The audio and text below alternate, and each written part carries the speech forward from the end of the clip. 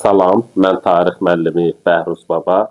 Bugünkü mövzumuz Azərbaycan tarixindən burjua islahatları mövzusudur. Azərbaycanda burjua islahatları 19-cu əsrin ikinci yarısında həyata keçirilmişdir.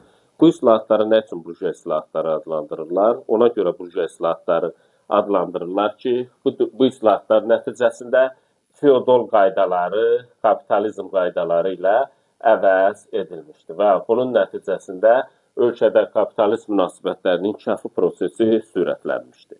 Bilirik ki, 19-cu əsrdə Azərbaycan Rusiyanın müstəmləkəsi idi. Rusiya 19-cu əsrdə Azərbaycan torpaqlarını işğal etdikdən sonra özünə məxsus idarə üsulu yaratmışdı. Bu müstəmləkə inzibati idarə üsulu idi. Rusiya hökuməti tərəfindən 19-cu əsrin 40-cı illərində də Azərbaycanda islahatlar həyata keçirilmişdi. 19-cu əsrin 40-cı illərində həyata keçirilən islahatlar artıq özünü doğrultmamışdı. Çünki artıq 19-cu əsrin ikinci yarısında kapitalist münasibətləri inkişaf etməyə başlamışdı. Rusiyada kapitalist münasibətlərinin inkişaf etməsi Rusiya hökumətini vadar etdi ki, bir sıra sahələrdə islahatlar həyata keçirilsin. İslahatlar ərəfəsində Azərbaycanda və Rusiyada vəziyyət necə idi? Bu dövrdə Rusiya feodal aqrar ölkəsi idi. Azərbaycan da bu dövrdə Rusiyanın müstəmləkəsi idi. Hakimiyyət bu dövrdə demək olar ki, feodal zərdəgan təbəqəsinin əlində cəmləşmişdi. Əhalinin böyük əksəriyyətini kəndlər təşkil edildi. Kəndlər isə birbaşa dövlət və feodallardan, yəni sahibkarlardan asılı vəziyyətdə idi. Bu dövrdə islahatlardan sonra, 47-ci il islahatlarından sonra vergilərin artırılması da kəndlərin vəziyyətinə mənfi təsir göstərən amillərdən biri idi. 1853-1856-cı illərdə Krım müharibəsi baş vermişdi və baş verən bu müharibə 1853-56-cı il müharibəsi Rusiyanın məğlubiyyəti ilə nəticələnmişdi. Krım müharibəsində məğlubiyyət Rusiyanın iqtisadi və texniki cəhətdən zəif olduğunu göstərdi. Artıq Rusiya Krım müharibəsindən sonra hökumət qərara gəldi ki, burjua islahatları keçirsin. Bu dövrdə nə üçün burjua islahatları keçirdi? Çünki ölkədə olan sosial partlayışın qarşısını almaq üçün, əhalinin narazılığını aradan qaldırmaq üçün, ölkəni aqrar ölkədən sənaye ölkəsinə çevirmək üçün tədbirlər gördü. Həmçinin kapitalist sənayesinin inkişafını təmin etmək üçün islahatlar həyata keçirildi. İlk öncə olaraq 1861-ci ildə Rusiyada təhkimçilik hüququ ləğv edildi. Təhkimçilik hüququnun ləğv edilməsi mühüm əhəmiyyət kəsb edildi. Çünki kəndlilər təhkimçilik vəziyyətindən çıxırdılar. Bu, müsbət bir cəhət idi. 1861-ci ildə təhkimçilik hüququ ləğv edildi. Təhkimçilik hüququnun ləğv edilməsi ilə islahatların keçirilməsi prosesi sürətləndirdi. Bu dövrdə ancaq Rusiya özünün müstəmləkələrində islahatların keçirilməsini bir qədər ləngitdi. 1864-cü ildə Azərbaycanda Balaxanıda kəndlilərin icbari əməyi ləğv edildi. Bunun nəticəsində artıq kəndlilərin icbari əməyinin ləğv edilməsi burada muzlu əməkdən istifadəyə şərait yaradırdı. 1865-ci ildə kənd cəmiyyətlərinin ictimai idarəsi haqqında əsasnamə qəbul edildi. 1865-ci ildə kənd cəmiyyətlərinin ictimai idarəsi haqqında əsasnaməyə əsasən vahid kənd idarəsi yaradıldı. Bu vahid kənd idarəsi seçkili hakimiyyət orqanı idi. Ancaq 1865-ci il kənd cəmiyyətlərinin ictimai idarəsi haqqında əsasnaməyə əsasən 1846-cı ildə bəy və ağalara reskript qəbul edilmişdi 46-cı ildə. O reskriptə əsasən bəy və ağalara polis və inzibati məhkəmə hüququ verilmişdi. Onların əlindən polis və inzibati məhkəmə hüququ alındı. Ancaq yenə də torpaq bəy və ağaların mülkiyyətində qaldı.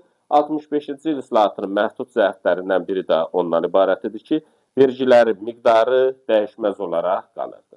Artıq 1870-ci ildə Rusiya hökuməti tərəfindən növbəti bir islahat həyata keçirildi. Kəndli əsasnaməsi 1870-ci ilin 14 mayında kəndli əsasnaməsi qəbul edildi. Kəndli əsasnaməsində hansı məsələlərə toxunulurdu? torpaq, vergi və mükəlləfiyyətlər, kəndlərin feodal asılılığından azad edilməsi, torpaq sahibləri və kəndlilər arasındakı münasibətlərə həsr edilirdi. Bu dövrdə əsas məsələ torpaq məsələsidir. Bu dövrdə torpaq məsələsinə əsasən alınacaq torpağın miqdarı dəqiq şəkildə göstərilmirdi. Əsasnaməyə əsasən islahata qədər kəndin əlində olan torpaqlar onların tam şəkildə istifadəsinə verilirdi. 15 yaşından 60 yaşına qədər olan hər bir kişi cinsindən olan şəxsə 5 desiyatin yararlı torpaq sahəsi verilməsi nəzərdə tutulurdu. Ancaq bunun müqabilində bunlar özlərinin bəy və ağalara ödənc ödəməlidirlər, torpağı satın almaq üçün.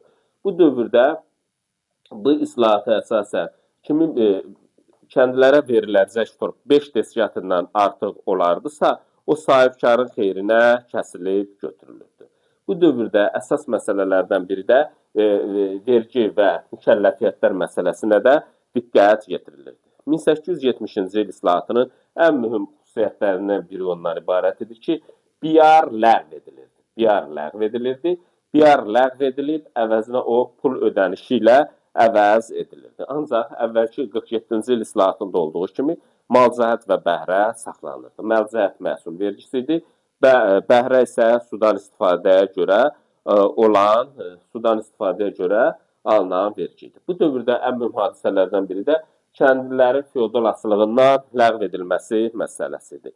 Rusiyadan fərqli olaraq Azərbaycanda kəndlilər feodaldan iqtisadi cəhətdən, torpaq cəhətdən asılı olsalar da şəxsən asılı deyildilər. Kəndlilər yalnız kəndlilər iqtisadi cəhətdən asılı idi. Bu dövrdə 1870-ci ilin islahatına əsasən kəndlilərin feodal asılılığından azad edilməsi də mühüm əhəmiyyət kəsb edən hadisələrdən biri idi. 1870-ci il əsasnaməsinin müsbət cəhətləri ilə yanaşı bir sıra məhdud cəhətləri də vardı.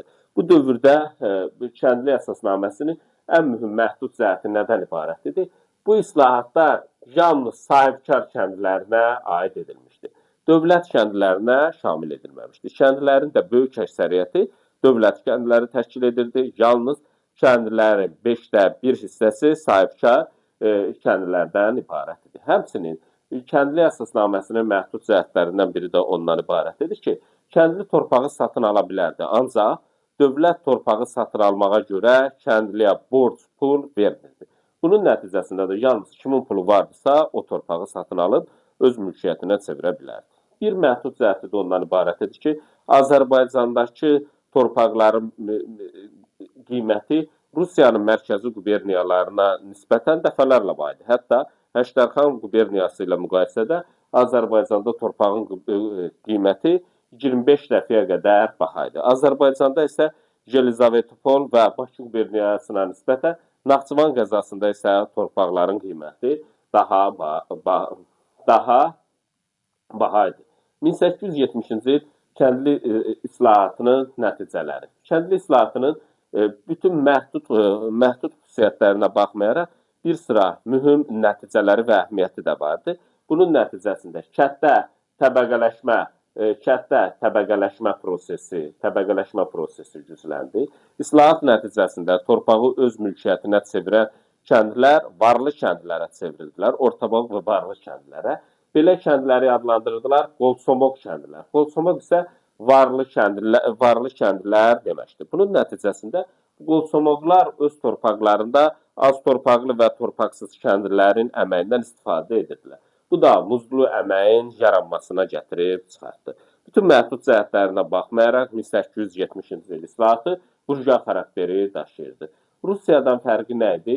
Rusiyadan fərqli olaraq Azərbaycanda kəndlərə ödənc verilməmişdi.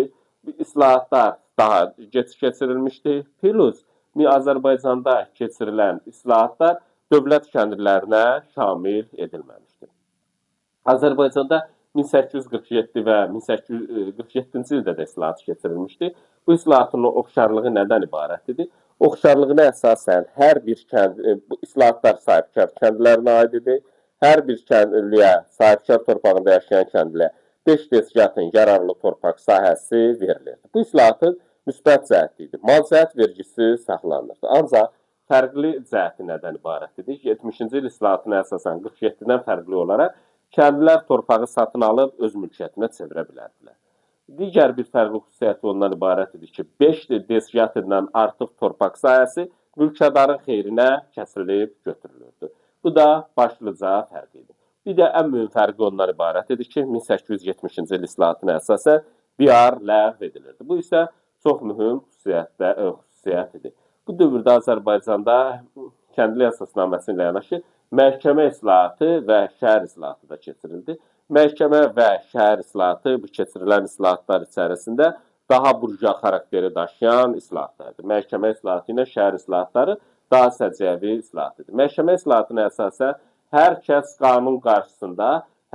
qanun qarşısında bərabər elan edilirdi. Bu da mühüm əhəmiyyət kəsb edən hadisələrdən biridir. Məhkəmə islahatına əsasən məhkəmələrin açıq keçirilməsinə icazə verilirdi. Hakimlərin müstəqilliyinə təminat verilirdi. İttihamçı və müdafiəçinin çəkilməsi prinsipi tətbiq edilirdi. Bu islahatın çox mühüm, əhəmiyyətli xüsusiyyətlərindən biridir. Bu dövrdə islahatların bir sıra müttərəqqi xüsusiyyətləri vardı. Müttərəqqi xüsusiyyətləri nədən ibarət idi? Məhkəmə iclasları açıq keçirilirdi. Məhkəmədə vəkillərin iştirakına icazə verilirdi. Bütün şəxslər üçün ümumi məhkəmələr yaradılırdı. Artıq ümumi məhkəmə bəy və ağa artıq eyni məhkəmədə mühakimə edilə bilərdi. Əvvəlki dövrdə isə belə deyildi. Bu islahatın müsbət cəhətidir. İslahatın müsbət cəhəti ilə yanaşı bir sıra mənfi cəhəti də vardı. Mənfi cəhəti nədən ibarət idi? Rusiyadan fərqli olaraq Azərbaycanda andlı iclasçılar məhkəməsi yaradılmadı. Rusiyada hakimlər seçildiyi halda Azərbaycanda hakimlər Qafqazın baş hakimi tərəfindən təyin edilirdi. Yerli əhalidən olan hüquqşünaslar məhkəmə hakimi ola bilməzdi. Bunun nəticəsində Azərbaycanda ruslar və xristian dininə digər xalqların nümayəndələri məhkəmə hakimi ola bilərdilər. Bir də bunun mənfi cəhəti ondan ibarət edir ki, islahatın bu yerli dildə aparılmırdı. Azərbaycanda bu dövrdə məhkəmə iclasları rus dilində aparılırdı. Bu da rus dilini bilməyən əhali tərcüməçidən